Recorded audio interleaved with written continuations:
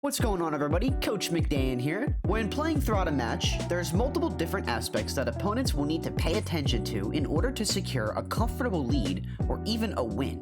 So today, we'll be going over one aspect that seems to be overlooked by even some of the most advanced Smash Ultimate players: saving resources, and what we can do to learn how to preserve them more in disadvantage. So, when I talk about resources, there's a good chance that you might not have any idea of what I'm talking about. And no, it's not the resources that Steve is mining from the ground, in case that's what you were wondering. Resources, in terms of what we are talking about today, is something that all 89 Smash Ultimate characters have, and essentially revolves around each character's ability to jump, using special moves, and air dodging. Now, the resources I just listed aren't the only ones available to you. When grounded, characters also have the ability to obviously shield, attack, spot dodge, grab, you get the idea. But what we're going to focus on today involves going over why it is important to save resources in off-stage or disadvantage encounters. So before we get into all the larger details, let's get you into a warm-up to get started. Go ahead into training mode, set your damage to around 60 to 80%, and set a CPU to use a forward smash attack and start practicing recovering with your character. Recover the ledge up to 15 times, but don't get frustrated if you don't make it back to that ledge. We'll make sure you're better at this towards the end of this lesson.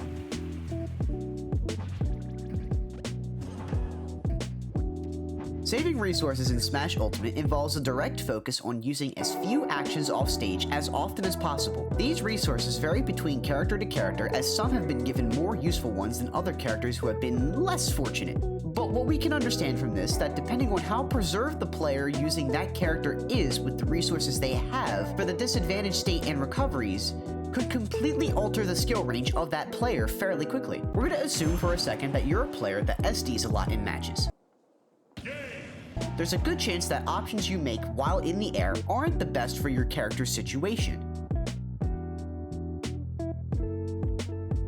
We're going to use Kirby and Little Mac as an example here. Kirby is a character with multiple jumps, 5 to be exact, and also has a very useful up special option, the Final Cutter. This makes getting back to ledge with Kirby extremely easy for beginner or intermediate players, as it allows for lots of room for error.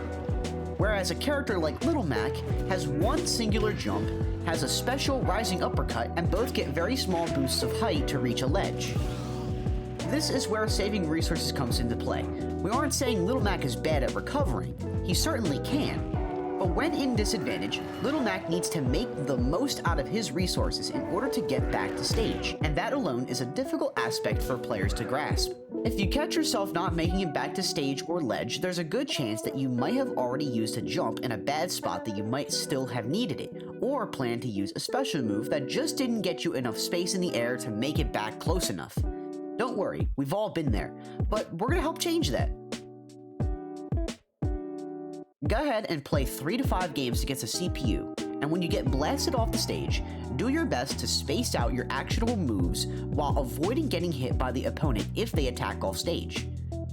If you lose a match, save the replay of the game you lost. If not, good for you, but save a replay of at least one game out of these that you play. Not only is saving resources a valuable asset to your gameplay, but also makes it more difficult for your opponents to recognize your playstyle off stage.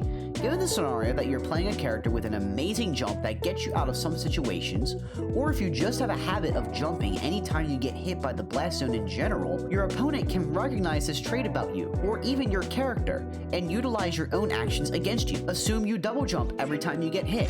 Your opponent could predict what direction you'll go and punish it. So keep these types of things in mind while also playing your opponents. They make mistakes too, just the same.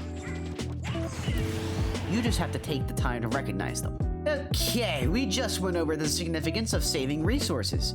Now that you have a general understanding of why saving them will be valuable, as well as played a few games that you save replays with, let's get to some VOD reviewing, shall we?